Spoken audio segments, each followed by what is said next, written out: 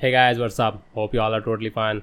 Well, today I will be showing you guys how to make an easy 2D car animation, and of course after following along you will be able to animate any 2D or even 3D cars in your own projects and much more. But first, if you are new here or haven't subscribed already, then please subscribe so you're always updated of any upcoming videos, and if you want the finished blend file you can get it on my Patreon as well as on my Gumroad page. Well, back to Blender. Delete the cube and the lamp, Shift A, bring in a plane, press S2 to scale the plane 2 Blender units, 7 to go to the top view, Ctrl Alt 0 to place the camera directly at your viewing angle. In camera settings, set focal length to 70, select the camera, GZ to move it back a little. Now select the plane and scale it down along its Y axis. Now go to the shading tab, 7 to go to the top view and then press new. First we will create the background, so what we want here is a round circle right in the center, just like a spotlight. And for that we need a gradient. So Shift A, search for a gradient texture, connect color to base color. We don't want a gradient to start from side, so what we're gonna do here is to click on linear. There is a spherical and quadratic sphere. If you click on spherical, you can see we are getting a hard edge here, which we don't want. So I am gonna choose quadratic sphere, and now you can see we are getting a much softer edge, but it's not in the center. To fix it, we will press Ctrl T and it will bring in the mapping and texture coordinate nodes. Again, if you can do it, then you have to activate the node wrangler add-on first. And if I change the location here, our gradient is gonna move, but we are not gonna fix it this way. We're simply gonna switch generated to object and boom, it's right in the center. I guess we should change the scale a little bit as well. Change the scale to like a 1.1. Or we can also use 1.12. Yeah, it's looking much better. You can even bring in a color ramp and change the colors to your own liking. It's totally up to you now. Now back to the layout tab, select viewpoint shading. Now press Shift A, image as planes. Still, if you can't see it, then you have to enable the add-on first. Now again, Shift A, image as planes. Select your desired car image. I will be providing the links in the description. Well, we have our car right in the center, but it's shaded incorrectly. So go to the material editor. If I turn down the roughness, it will start reflecting a lot, which we don't want. So increase the roughness to like 0.78, reduce the specular to like 0.36, and increase metallic to something like 0.2. Yeah, it's looking perfect. Scale the car down. Yeah, something like that. If you want your car to drift, it's always a good practice to have the origin right in the front. So Shift right click to put the 3D cursor at the front. Now right click, set origin to 3D cursor, and now we have the origin right where we want it. I'm gonna bring in another car now and it's totally gonna be the same process.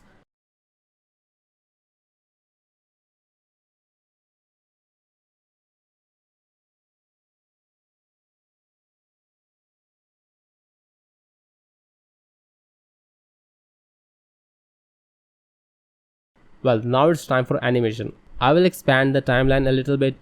Press Shift A, curves, select path. We have a straight line.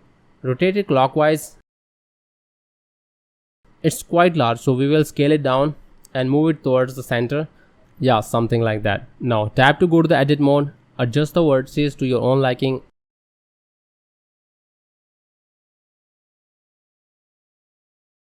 And just like mesh, we can also extrude our path. Well, select a vertex and extrude it. Make a couple of more extrudes as well. Well, we have our path now. How your path is gonna look like is totally up to you now. Well, I'm gonna select one car, go to constraint properties and select follow path. Now click on target and select the path we just created. And you can see our car is following that path now, but it's a little off. So what we can do here is to press Alt G and it will clear the transformation and our car will be right on the path. And now if I change the offset, you can see our car is following the path, but it's not changing its direction. So check follow path. And you can see now our car is following the path perfectly.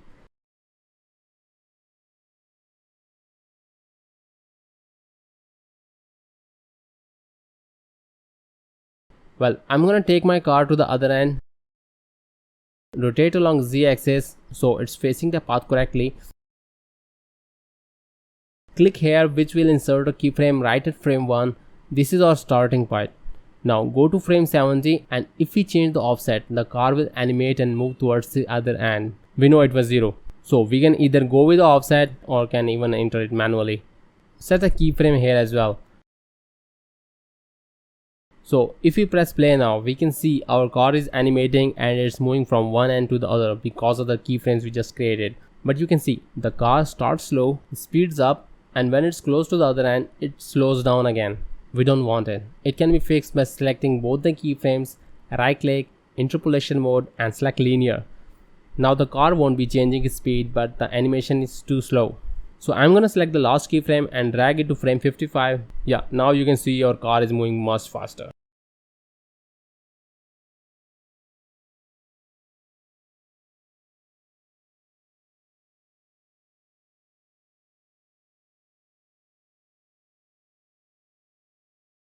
And if we want our car to drift, we will move our car to the curved spot in the timeline.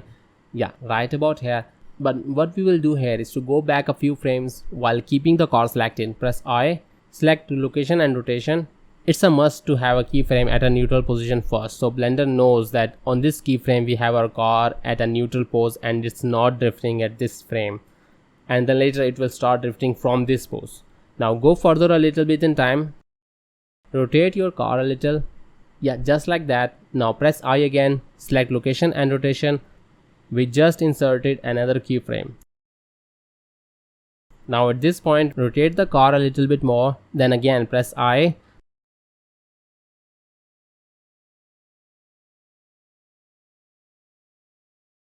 Rotate it back a little bit here. And just like before, press I, location and rotation. So if we press play now, we can see our car is moving, then drifts a little and then stops at the end. Yeah, it's looking quite nice. Now it's the same for the other car now. I'm gonna select this path, Shift D to duplicate, rotate it to your own liking.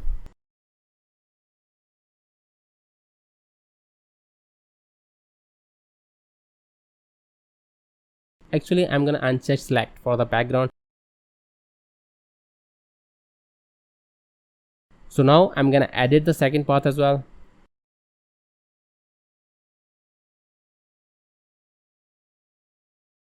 And just like before, select the car, go to constraints, select follow path, select path 2, Alt G to clear transformations.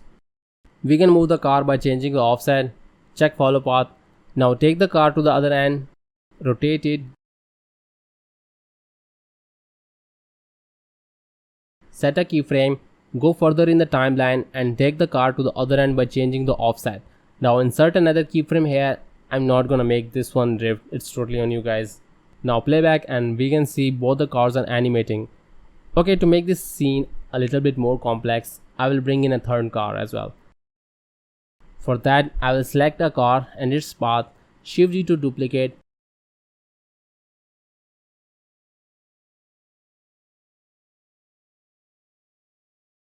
Now select the path and rotate it.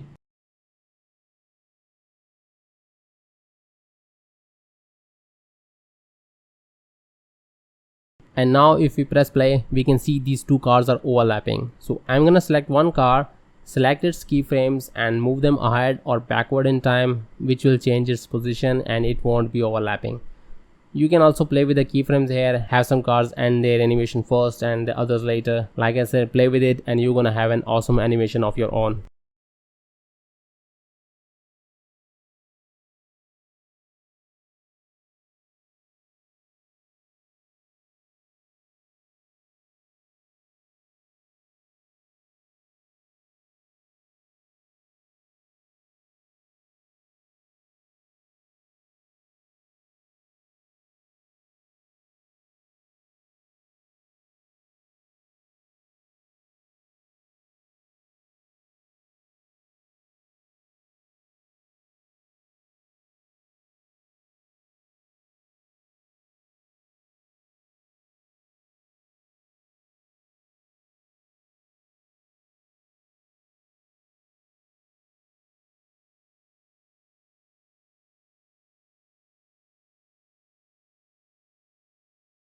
But we didn't set up the lights for the cop cars.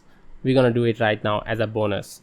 Select a car, shift right click on one light, then shift A, bring in a point light, go to the light settings, reduce the radius, yeah, something like that. Change the color, change power to 20 watts and set a keyframe. Now shift D to duplicate the light, change its color as well.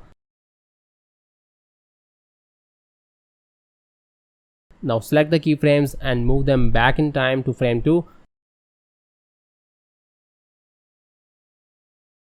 Oops, I forgot to parent the lights to the car. Select both the lights and then the car, then press Ctrl P, object, keep transform. Now the light's gonna follow the car. We can see we have 20 watts at frame 2, and then I will go to frame 4 and reduce its power to 5 watts and set a keyframe. Now we have 20 watts on frame 2 and 5 watts on frame 4. We will duplicate these keyframes by pressing Shift D and move them ahead in time, and we will be sticking to only even numbers.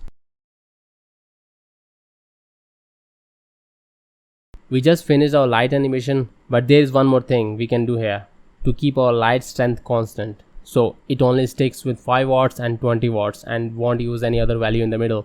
For that, select all the keyframes, right click, interpolation mode, select constant. Now you can see our values are constant and will change only at the next keyframe. You can practice it again on the other light as well.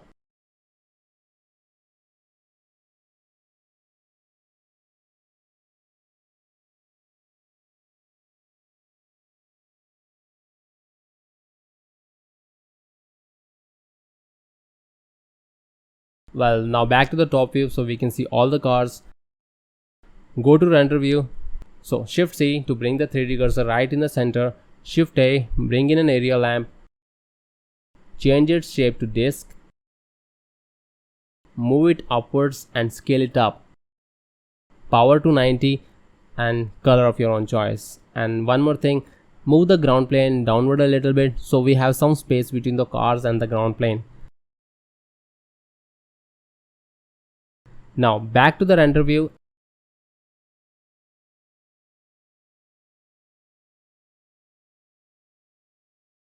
And if I play the animation now, we have a simple and a beautiful looking animation of our own, and even the cop car lights are looking awesome.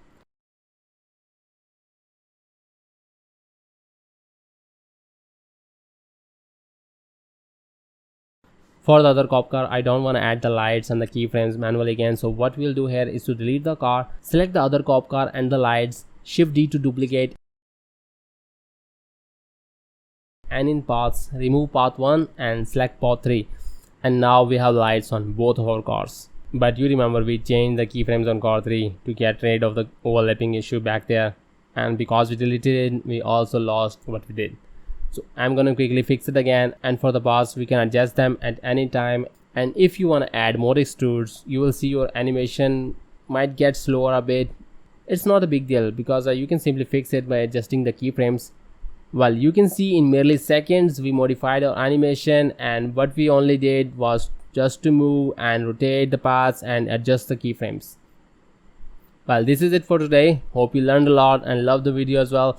And if you are new here or haven't subscribed already, then please subscribe so you're always updated of my new upcoming videos. And a big thanks to all of you guys for showing me all the support. Thanks again. Well, see you in my next video. Take care till then. Happy blending.